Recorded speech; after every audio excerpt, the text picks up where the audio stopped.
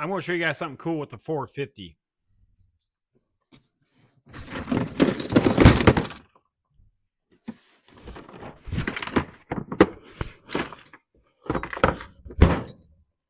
Yes, we're flipping it.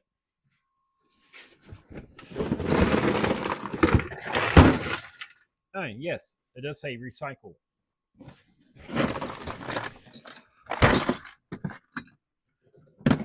Let's see how much damage we've done.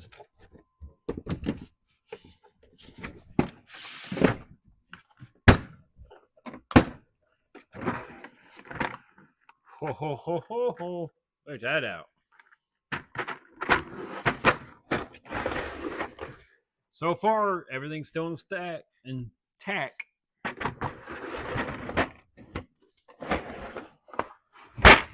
Look at that. Did you guys know you could flip this and everything stays in place? We didn't have nuts and bolts up there. That's what you heard. Because that's for like a little storage compartment. We throw it up there for display.